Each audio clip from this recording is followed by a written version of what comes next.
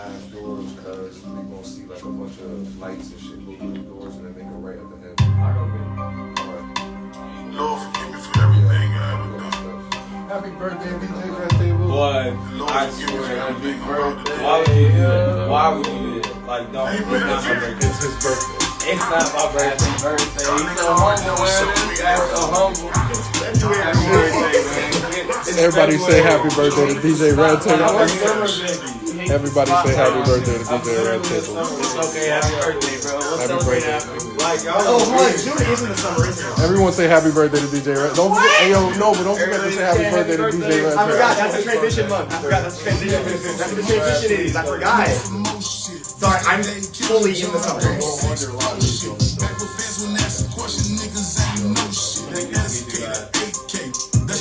don't know what drugs are on, but they got me fucked up. They got me real fucked up.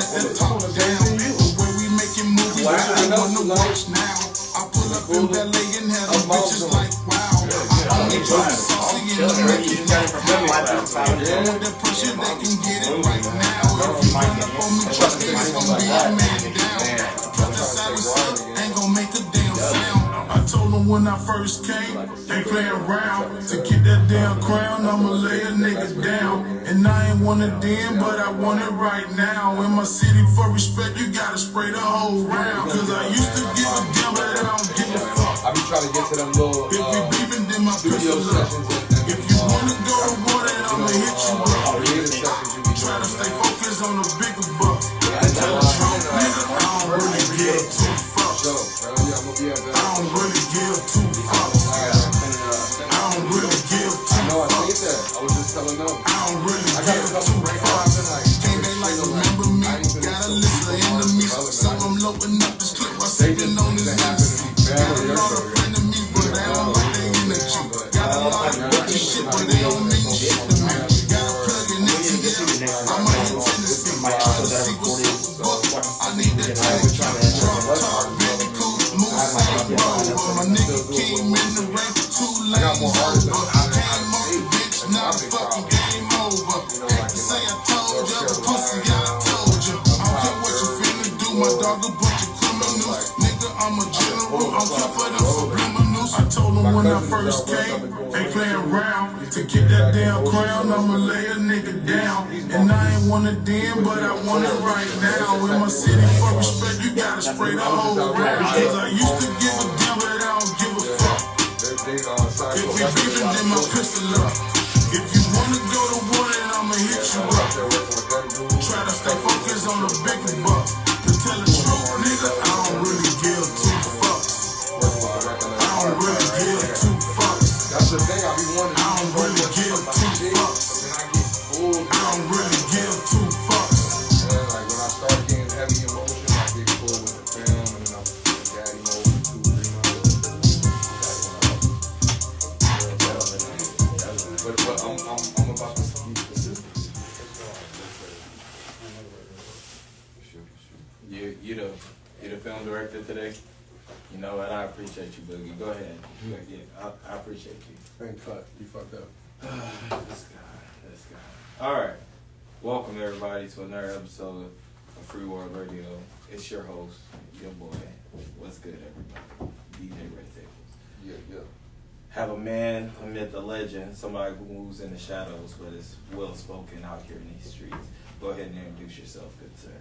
Man, what's going on? It's Rock Hearted Records. You feel me? I'm here with the legendary DJ Red Table's my dog. There's nothing legendary about me. Come on, man. He already knows what time I'm on. Every time I see him, I tell him he the new voice of the city, man. It's gonna be big soon. Listen, we're getting there. We're working on it. So, tell us a little bit about yourself. Where you from? Where you based out of? And what do you do? Man, I am from New Jersey. You know, I was raised in Jersey. I'm, now in Florida, in Orlando, Florida. I work pretty much primarily within all of Florida, but I basically do artist development. We do a little bit of everything because when I talk to people now, it's a little harder to kind of like spread myself thin. Like we've done stuff with athletes, artists, a whole different array of models. just different things that help people get to wherever they're looking to go, connect them with the right people or put them in the right spaces. So in a nutshell, we do artist development, but we are kind of like a networking web, you know what I mean? I like that. You're not just contained to one little area. Tell me a little bit about the artists you're developing. You know, right now, honestly, I kind of took a break traditionally with the platform that I was running before with artist development. I was kind of finding artists that were like never seen a studio before at all. Mm-hmm. You know, they were kind of like super fresh, didn't have a name. They were like from the ground up projects. And then I kind of moved around with that and saw the ups and downs with that and started devoting more time to like artists that might have had more stuff going on, that might have been more seasoned, but they were just needing a little more help getting to certain places or certain people. And I kind of found like an intermediate between both. And one thing I realized with artist development that's so important is a lot of the times, like, we'll tell ourselves like, oh, I want to help, I want to help, I want to help. But you kind of got to understand, like, some people, they don't even know how to help themselves, you know? Like, they have no knowledge of what's going on. And even when you kind of give them the knowledge, it kind of sounds like pig Latin, you know? They don't know what you're talking about. So it's like you gotta live it with them, you know? Mm-hmm. And that's traditionally what I've been doing, rather than just saying, hey, I'm gonna build this artist, or I'm gonna build this R&B singer, or I'm gonna build this person. I kind of said, hey, come around, you know, see what it's like. And a lot of the artists that ended up being, you know, a part of the artist development company, they really became like family. Like, so many of them be around my kids, they be at the parties, they became a part of the idea of what Rotten Hearted Records was, rather than just, oh, this is a development company that's gonna help us and put us in positions. It's like a atmosphere in a sense, so you can kind of digest the information a little better. You get what I'm saying? I like that. You can look at it in a perspective where it's not like, oh, work, work, work. It's more like, this is everyday life for this dude. He gets up, his kids be in the stew, his kids know the music, they know all of these artists. Like, a lot of my kids be knowing a lot of these artists' music just by me mixing and doing a lot of stuff. Because I also do that as well. I run a studio and I develop these artists from within. You feel me? Yeah. And then we teach them, hey, go out and go expand, go to this studio, go meet this engineer, work with this producer, work with that person. We teach them to get comfortable within their own skin and then be able to go outside and work, you know. So with that being said, you said the ups and downs of bringing in a brand new artist. What are some of the downs of literally bringing someone in who's never seen the studio? Pretty much they just know, like, you know what, someone came up to you today, I can rap. Let's do it. All right, so I'll give you on both sides of the spectrum, right? There we go. Because I have two perfect examples, and Boogie might, you know, understand this because he knows one of the artists. I had an artist that came in, his cousin kind of made music and he rapped, you know what I'm saying? Mm-hmm. But this artist came in and he was more like one of them kids that was goofy on the internet, kind of like made a name for himself doing TikToks and things like that. And he came into the studio with his cousin and he was just like, yo, I wanna try it out, you know? And I'm like, you know, okay, let's do something. What is the style of music that you like, you know? Mm-hmm. And I think that he was a little more thrown off by that perspective, because most people ask you, like, what kind of beat you like? I was like, what kind of music do you like? And he was telling me, yo, I like this artist, I like this kind of music. And I just went in there and started finding him certain type of production that he would be interested in, and we made a record. And it was like he got like an itch for it. He came back the next day without his cousin and was like, yo, I want to make more music. And traditionally, it was smooth. He was working, he was doing what he was supposed to be doing as far as like who he was outside of music. And it was easier to develop like that because I wasn't putting him on to any of the extracurricular activities. It was straight, just get in the studio, go to your job, come home, studio time, you know, just develop yourself with this craft first. Mm-hmm. And he was doing, like, when I say he was making out of the world type of progress, like he came in, made one song, and then like the next 3 songs were like hit singles. I was looking at everybody around like, yo, I know everybody else see it, you know what I'm saying? And some people were like, yeah, you know, it was kind of hard to digest because it was so different. It was like Little Uzi, and it was like all of this, but it still had like a hint of type of, you know, culture in it. It wasn't so far out left that he was able to still, you know, get hip hop fans. So it was incredible when it came to the creative process of developing him. But what got hard was when, you know, it was time for him to like take him on the road You know, introduce him to the shows, introduce him to the lifestyle. You know, sometimes people are already kind of living a lifestyle outside of music. You might not even know, you might know, but you know, like, they might do their own thing when they leave the studio. So when you kind of contribute this lifestyle that's like up late all night, you're in the studio all the time, then you go into a show. I used to take artists to clubs with Ricky Padilla after all of the open mics and shows we was doing. So I'm kind of getting them to understand, yo, it's not just, oh, I go do a show and go home. I got to hit the club after, promote the record that I just performed at this spot so this DJ and this guy know who I am. You know, we were kind of showing them the ropes, and they kind of got sucked into the lifestyle on top of what was going on outside of the music. And that's some of the hardest parts about artist development, because you'll put so much time. You know, some of the studio sessions that I was doing for this kid, you know, I was giving it to him off love, you know, like I just believed in him. So he was like, bro, I don't got studio time. And I'm like, bro, let's just finish what we was doing, and if we make something else, we make it happen. And every time we was making hits. It was never like he was coming in there and disappointing me. So he was rapping like his rent was. Bro, I'm telling you, my kids, I had a studio in my house, and my kids would come into the garage and be like dancing and vibing and singing his songs, and I'm like, bro, like, I know this kid is special. You know, he had his hair dyed, had a nose ring, he wore a different kind. He was completely different than where the city that we're at, the common artist that's coming out of there would look like. So he's already ripping through the city by storm. He's already a kid that's kind of well known throughout the city because he did TikTok and all of this stuff when it was like first coming out.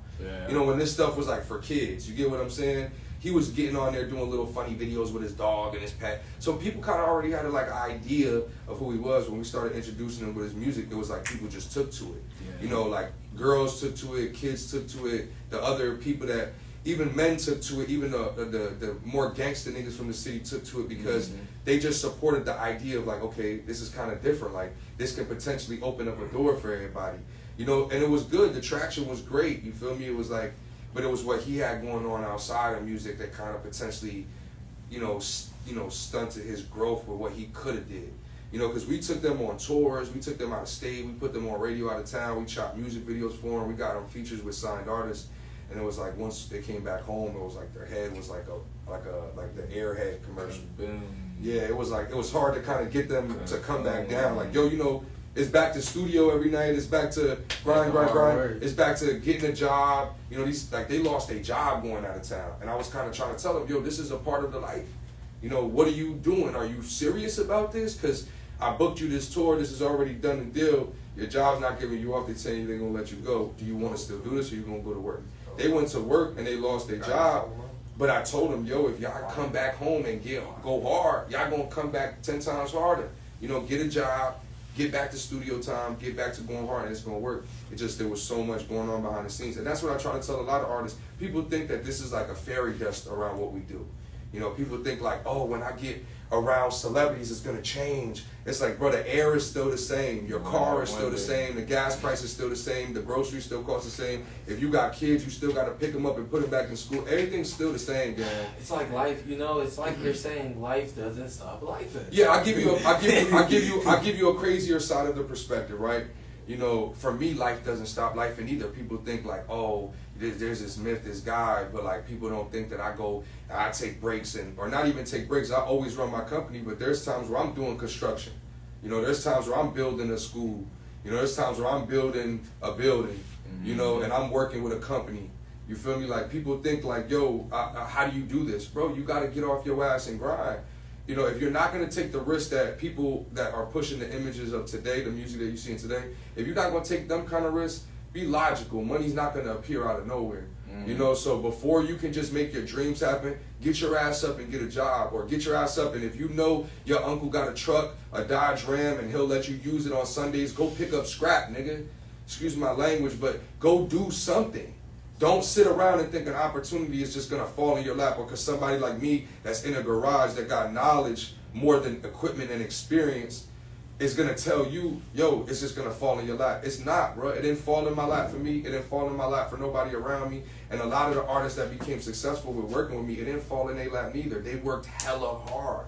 They got up every day. They took risks. They took, you know, serious risks. Or they got a job and they went hard. You feel me? So at the end of the day, you gotta know that it come with getting up off your ass. And sometimes with artist development, artists think that once they get in a lifestyle, they do shows every Friday, like it's up, like they on, like they don't gotta go back to work on Monday. Nah, that's not the case. You feel me? And, you know, I always say, every time I bring someone on here, someone always tells the audience exactly what they need to hear, because there's a fabled myth going around right now, and I know a lot of people in this room know it, that, you know, I made this one song, I'm getting paid for life. Nah. I don't never gotta work a 9 to 5 ever again. Hey, listen, man, just with artist development, not to cut you off. Go ahead. With artist development, it takes 3 to 5 years to develop you. Let me say that again. That's what this boy that I was talking about didn't understand. He thought it was going to happen for him in 6 months because he was making such hot music. I'm like, bro, it's still going to take 3 to 5 years for me to break you into any type of scene. People think like, oh, nah, times are different. We got phones. It's going to take 6 months. Bro, it'll take 6 months to get you acquainted with people, but if you don't come around after that 6 months, you're gone again. Yep. That's it. It takes 3 to 5 years to consistently keep you in the public eye to get people to say, oh, yo, that's what he does. We all know Creative Angel. All of us know Creative. Good brother. If y'all been around and out here as long as I moved out here, you know, I first visited in 2014. I had some peoples that brought me to Studio 18 from New Jersey. Connor, the owner, is from New Jersey. I know Connor. He used to book me at the spot called the Meat Locker. When I came, Creative was recording music there. Dre Lou was popping. Drex Carter was popping. O-Town Marco was popping. These were the guys that were doing shows. Tier wasn't Tier. It was a whole nother name. You know what I'm saying? That's back when, what was it? Lil Uzi. Soundbar? Right. Soundbar, all of these places were still relevant. Back Booth, they were all still thriving. And these guys were opening up for Lil Uzi Vert when they came to town. I remember I went to a show because of my OG. He said, yo, my people's got a show with O-Town Marco. He opened up for Lil Uzi. I said, man, let's go. We pulled up. He a Spanish cat. He do security for me, you know? He's like, yo, he introducing me to all these cats. Boogie No Goya, he's a young bull from the city. You know, Lil Goya, he's now messing with a lot of big people from Orlando as well. But all of these people at the time were small people, man. And look how long it's. I've been out here since 2014. It's 2024, bruh. It's 10 years. Think about what I just told y'all. It takes 3 to 5 years to artists develop you. Then it takes another 10 years to get you into the culture, like what's really going on. People think this is like, I make a song, I can come out, upload it, I'm gonna get paid, I'm gonna do a show, and I'm him. No, bro, you gotta get around what's really going on. There's split sheets, there's publishing, there's paperwork, fam. And if you really wanna get paid, there's things that you need to track your music, to track your performance. People think like, oh, BMI is just for my writing. No, bro, BMI pays you to go out and perform. Excuse me. They pay you to go out and perform, gang. That's how you get regular. You know, ASCAP pays you to go out and, if you perform and you're registered through ASCAP, they will send you a check when you get home from doing a show. You gotta know what you're doing. But if you ask these two, they know that because they sat in the studio and even with zooted up, booted up, they sat in there and listened to me preach them for hours before I hit that play button and said, go back in there and do that verse again. Like, big on me, like, why you just sat here and told me for an hour about ASCAP and the verse wasn't good enough? Because y'all gotta understand, if y'all gonna go in here and do this shit, make sure that you're serious about it. Make sure that you're gonna go and publish it. You can really make bands off of just one good song. Come on. Know what you're doing. Especially like sync licenses and stuff. All of like that. Too. Listen, we teach all of that before I even tell you, hey, yo, I'm going to do studio time for you for this, and we're going to do this plan and this, that. I see it's $150 for a consultation. There's a whiteboard in our studio office down in Winter Park, and you got to go in there and sit down and go through the ropes and say, I just told an artist today before I walked in here, he called me, yo, how do I get on the label? I said, I don't sign artists, bro. I develop artists. It's a $150 consultation if you want to come to the label, the office, and I'm going to see if you're serious. Because while I break this information out, if you're not taking notes and you're not doing this and do that, right when you leave, I'm already check you off. Like, all right, bro, who's next? You know what I'm saying? Like, real talk. This is what this really is. This is what we spent quality time. I spent 15 years as a hip-hop artist, bro. I'm 30. You feel me? My first hit song was I Used to Dream in 2010. DJ K-Slave, God rest his soul, he broke the record. You feel me? And I was a kid in high school. I didn't know nothing about publishing, about nothing. I didn't know what was going on. I just knew, like, I went to school. I was a kid who got kicked out of mad schools. I went to one school one day, and when I went back the next day, I was hum. I was normal when I went to school. The next day I went back, they're like, yo, you got the song, you on the radio, da-da-da. I'm like, oh, wow, this is what this is. Like, you got, and I was a kid, so I didn't have nobody around me teaching me nothing and showing me the ropes. You know, me and my man, we really learned on our own, and that's what kind of drove me to doing artist development. Like, I don't want people to go through what I want to do as a 15-year-old, 15 to 20. You know what I'm saying? Yeah. I want people to have that information. So with that being said, one of the questions that I always ask people, and I feel like it's edible to ask you now, if you could talk back to your younger self, like one sentence, what would you tell them? You know, I would have used to say what everybody legendary used to tell me when I used to be on tours with dude and be like, yo, what would you do? Like, what was some advice? And they would say, yo, just don't stop. Yeah, that's some great advice. But truthfully, if I could talk to my younger self, I would tell him, don't stop believing. You know, I was a kid that, you know, I came up like, you know, different. I used to say I came up crazy. Now there's people with, you know, better than me and worse than me. I just came up a little different. People don't, like, when they be around, they be like, that's your mom and she at my functions at my crib. And I'm like, yeah, she good, man. You can do what we do regularly. They accustomed to this. This is our life. You know, this is what I come from. You know, so I try to teach them that this was a bad circumstance. So reprogram your mind to achieve.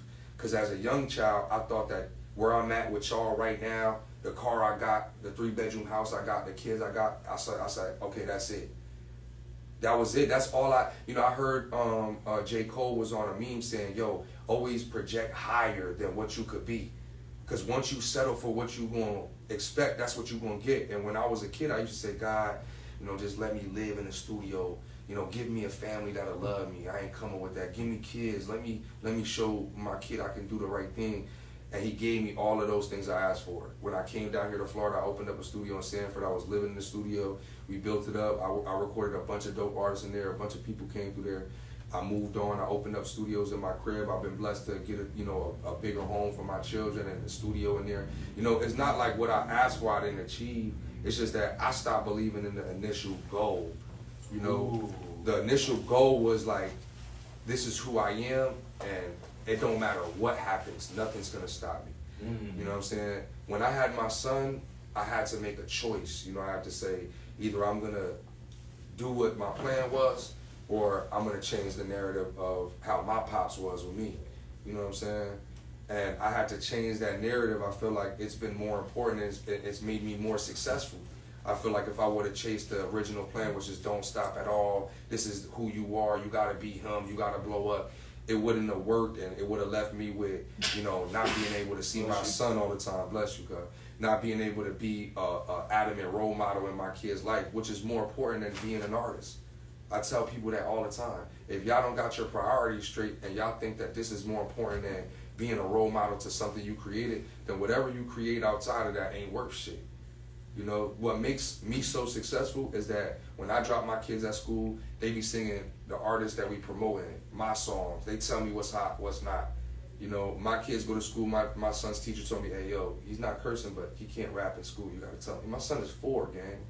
And he can rap on beat, he can keep a flow, he can freestyle. It's in their blood. My daughter do gymnastics, dance, sing, studio. This is in their blood. You get what I'm saying? So if I wasn't there, this would be something in their blood that they don't understand. It would have took them 10 more years to digest. It would have took them 10 more years to malfunction. They would have made so many more mistakes rather than, they my artists. No matter how many artists I develop, them too, no matter if they become a football player, a college athlete, a lawyer, a doctor, they're my artist development. They're my biggest stars. Whatever they become, what they see me doing with them, they know, my kids know, oh, Bevel, y'all going to the radio? Yeah. Can we come? I'm like, nah, y'all can't come, but next time I'll get a situation y'all can come. They know my boy Ace, like they know him by his first name. That's like they uncle, gang. You know, so it's like the artist development is not just about like saying I gotta become the biggest artist or just not stop believing. It's understanding that the belief system might change and you still gotta believe the same way in that. You feel me? That's me doing what I'm supposed to be doing has made me a bigger artist in the O. When I was striving for the music and didn't have my son, I saw all of y'all. Y'all all know who I was. I met all of y'all before, but y'all just didn't know me. I was at Back Booth watching these shows. That's how I got a relationship with people like Drex. That's how I got a relationship with people like Dre Lou. He was on the radio when I first came down here with a song, Get to Know Me Well, Know Me Well. He was on fire. I be waiting for these dudes when they do R&B night so I can go get a ticket and go wait for them to perform that. That's what a fan is, gang. You feel me? I didn't just come down here and say I'm going to help people. I said I'm going to be a fan first. I'm going to come to the shows that I like. I'm going to represent the artists, and I'm going to support the people that I support. That's why I treat y'all all the same the first day I met y'all. You know? It's like, that's our, that's our whole concept, is to understand, like, each one teach one. The more that we can all kind of provide and have a platform for each other, we can grow. You get me? That's the concept. Man, you said a whole bunch of gems. You just really said some real shit, like, at the end of the day. Man, you know it. All right. Me. Damn, where do I go from there, y'all? Like, that was some real shit. All right. I know for a fact, let's step away from artist development. Absolutely. What events do you have coming up? Coming up, man, to be honest, I got like a lot of promo work. Such as? Just doing like radio promo, like what we doing here today. You know, I had to come through here first. People like Red Table, you know, yourself, you've been elemental in what's going on with the culture right now in the underground scene. Even giving other people a platform, seeing people like Boogie grow and come into his self, and seeing the opportunities just keep on growing. You know, it's like being able to kind of move around and work with the individuals like yourself. That's kind of where I wanted to start, because I want other people to see, like, yo, be deep rooted, you know. And then just moving around to other podcast platforms, maybe more like content-based platforms, and promoting a single that I got coming out on the 12th. That's another artist development platform with Noble Ish. He was an artist that we were working with down here, and he ended up working with a little deal, underground deal, moved out to Philly. Now he's doing stuff out there. So this whole release of the project, or the release of this single, it's not just the song that we putting out, it's an artist development run. It's introducing Ish back into the public as well, because he was kind of confined under a label for a little while and couldn't really do as much, couldn't move around. He got relocated. So we kind of said, yo, this is perfect time, let's drop it, and let's kind of do some marketing. So we're going to go back up to Philly, you know, after these next couple months, doing some runs down here, and we're going to do some promo up there, release the record, you know, and shoot the video, do a whole bunch of fun stuff, you know, kind of more intimate one-on-one with fans, consumer digestion stuff, you feel me? All right. And speaking of songs, because, you know, had to put you on Mixtape 9. Come on. That is going to be a banger. For people that don't know, February 29th, which, if you don't know, is the leap year. Yes, sir. So you'll only be able to download this mixtape once every 4 years. Come on, Legendary. Legendary. But and just to let y'all know, not to cut you off, OG, I was on, which one was I just on with Life? It was 5 or 7. Okay, it was one of them, but I was on one of them, and that joint still go crazy. You know, when my girl heard the promo earlier, she was like, yo, that's my song. So when I see that, you know, I had to come to you first to break the record, especially with the mixtapes. I wanted to show the artists, yo, don't just release a record and think, all right, I'm going to put it out. Expand yourself, shoot it to a DJ, let him put it up on his project as well. Get it spun. You know, we did the Dare and Defy just recently, a couple days ago. That was a great event. Right, and we had them do a review on the record. You know, it's not just about, oh yeah, I got to do promo, I got to do radio content. It's about creatively working the record into certain places and certain people and platforms for them to get their, not just opinion, but for them to say, hey yo, I love this about it.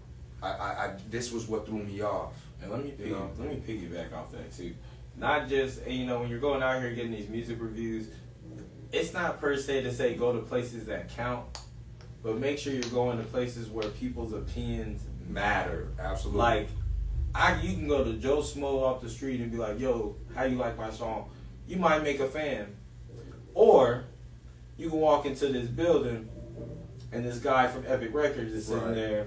And now, not only did you just walk out with a distribution deal, you walked out with a distribution deal and somebody that really jam your music on a higher level, who's going to show his friends, who probably his friends are literally other artists. Right. And I tell artists where it counts is like, people say, well, oh man, so much leg work, I can't do this and do this. If you can't do this and do that, then you kind of gotta like tell your to remove yourself from a certain arena, because we're dealing with a atmosphere right now where if the guy that you just walked into this building didn't see the content that you just posted and it's going viral, he might like the song and he might want to really help you, but in the back of his mind, he got to keep going throughout his day because there's an artist that he's working on that's booming with content. Their singles doing their thing. He's writing for a bigger artist. He's on the road. He's doing shows. And you're like, how is this Mega Man doing this? It's not that he's a Mega Man. It's just that once you get the motion going, you cannot stop. You have to create opportunities and plans. And I tell artists all the time, if you don't have a plan, you don't got nothing. You know what I mean? You can't expect to like, oh, yo, I'm going to just do this show and then I'm going to be good after that. Nah, you got to have a run of shows. And then right after that run of shows, you got to make sure that that content is booming. You got to do the radio, you know? That part. And I don't just tell these artists, because that's the one thing that people will say, oh, well, I just paid $150 for you to tell me. I'm showing you. The Candy record I just did content for, you go look at the pin post, it got 100 likes. We have to get on that. Right, you know, the content is based on you pushing the record. The promotion came out a month before the record was even coming out. You know, I let people know I did the Dare and Defy at the end of the month. I promoted the record in the beginning of the month. I let people know in February on Valentine's Day I'm dropping a record. At the end of the month we had a review on the record. Between that whole entire time I shot content and promoted it so y'all could understand what we was talking about. And everybody at that event was like, yo, I saw that. Is that the music video? I'm like, nah, I shot that with my iPhone 14 I just got. My man's like, yo, you're pulling an iPhone out the box. I'm like, yeah, bro, we shooting content. He's like, bro, you dead serious. I'm like, yeah, bro, you gotta almost level it a certain way. Now me, even if the outreach is not far, I'm doing it to show these guys. Like, yo, all right, they're not just hearing me with the hours worth of information in the studio. Like, oh, he's actually doing it. Like, Lead look, by example. right? He put out the record. All of these, Trevor bumped that, Ace bumped that song so crazy, gang, that everybody at Cookies bump it because he's plugged in. You know, he's the Cookie Man. You know, Cookie Ambassador next up. You feel me? Like, so everybody over there is like, bro, that record that Ace just showed me is fire. You know, it's like you gotta have your peoples work the music just like a street team will work the music. You gotta have a team. And you gotta have a team that believe in it, though. You gotta have a team. You can't just have a team that's like, I'm here because I see potential success. Like, these guys be listening to the music. Just like I be listening to their music. We was just at my little spot for a kickback, a little Valentine's Day event, and we was banging our joints in the studio. You know, and it was like hit for hit. He played a hit, he played a hit, I played a hit, he played a hit. It was like, damn. You know what I'm saying? And you gotta care. We singing these records word for word because we really listen to them. We care about them. You feel me? And as long as you see that work, you'll see like the actual progression of, like I was saying, that guy in that office, like, hey man, like I saw you on Instagram or TikTok or something like that. That candy, you were in a candy store or some weird shit, and you had a jacket on. Hot as hell. Why was you doing that? Oh, now he's promoting a record. Oh, okay, that was hard. You was looking like Candyman for real. Yeah, that's the concept. Oh, that's hard. Okay. I like the record. I heard my man's up here at the radio station, Red Tables, he was spinning it. You know, they was killing it over there. Okay. Now you're getting somebody's attention. You know what I'm saying? Now you're being able to have leverage and work a conversation and say, hey man, I really appreciate what you do. Can we, work? Let's work. Let's put this something together and let's make it happen. You know, that's how these opportunities come about. They don't just come about like somebody's just magically going on road trips and standing in front of crowds and singing their heart out and somebody's like, oh my God, go put them on a jet right now. Yeah. That's like one of the lifetime stuff that don't traditionally happen. You know, we try to teach these artists how to actually function first. Man, well, you have come and you have dropped major gems.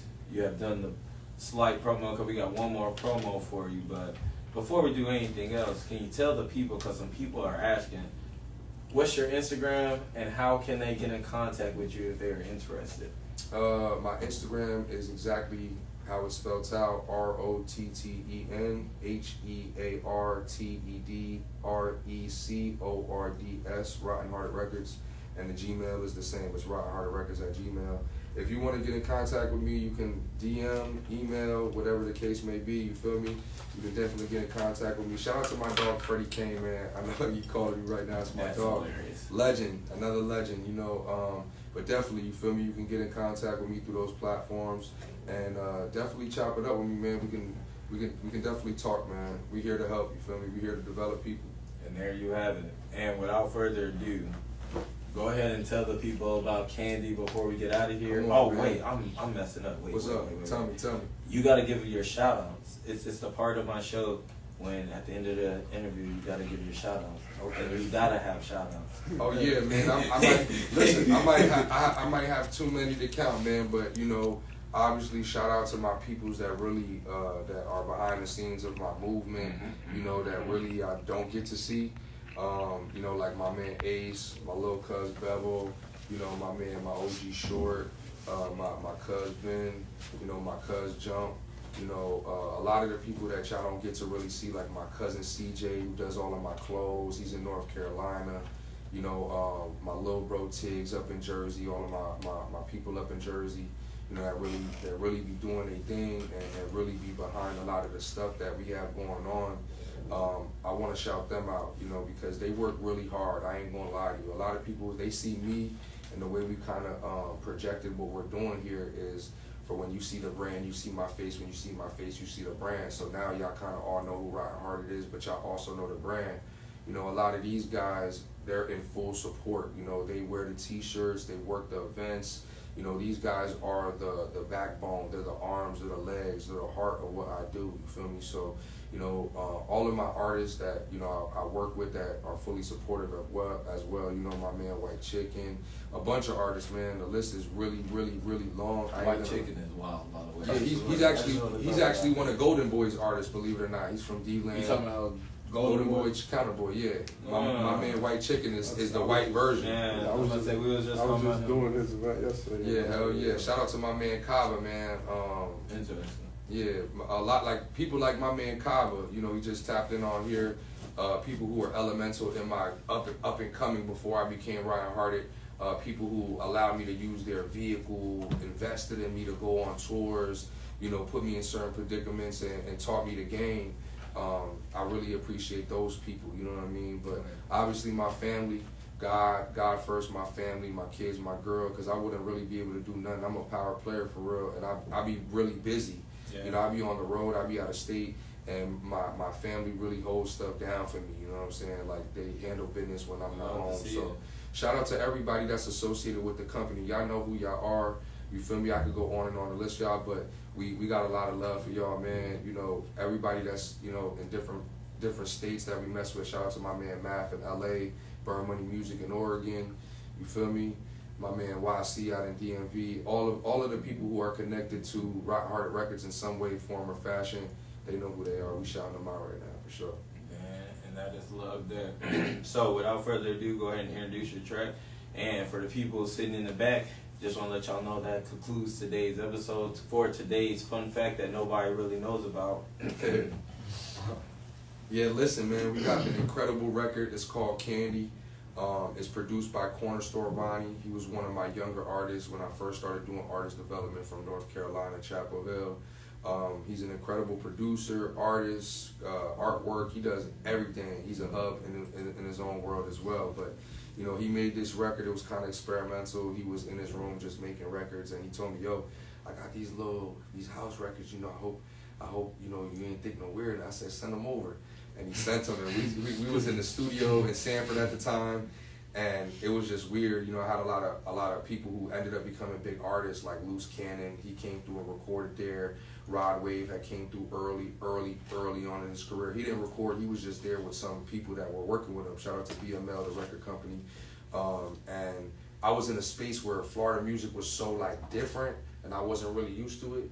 You know, and the artist Ish was like from Florida for real, and he was different. And he wasn't doing like Florida sounding music. So I was like, man, you know, we got in the studio, and he kind of really did his thing. I told him, yo, I got this beat, you do your thing, and I'll follow suit. We didn't even know if I was gonna be on the record. It was just him with the hook on it, or really the bridge, I should say, because there's no real hook. It's just kind of like a record. It's kind of like a house record out here. And you know, he did his thing. So shout out to Noble Ish. It's an incredible record. It's just a different perspective. I wanted people to get a chance to hear music from me in a different approach. I know a lot of people know me for doing a certain sound, so I wanted to be able to give an introduction also to Ish as a new artist. He's fresh. He's hot. He's on the scene. He's out there in Philly doing his thing. New York, DMV, he's going crazy. He does a lot of different sounds and he's very creative. So shout out to Noble Ish. Shout out to Corner Store Vonnie. You know, this is Candy, Rotten Hearted Records, man. Let's get it. All right, and that'll do it. Also, by the way, guys, that random fact I was telling y'all about, just to let y'all know, there are some predators that will baby herbivores because they feel sorry for slaughtering animals. For sure. I'm already knowing that. That's why you gotta be fierce. Gotta be damn. He just gotta hold it. He just gotta hold it. Alright, now we gotta take a break. Let's get it. No, that was a fire interview. That was a lot. Yes, sir. We want to change up the little aesthetic. And I wanted to make sure that I brought some more individuals because we're going to get them booked up within the next couple of open slots and months. And y'all will be able to introduce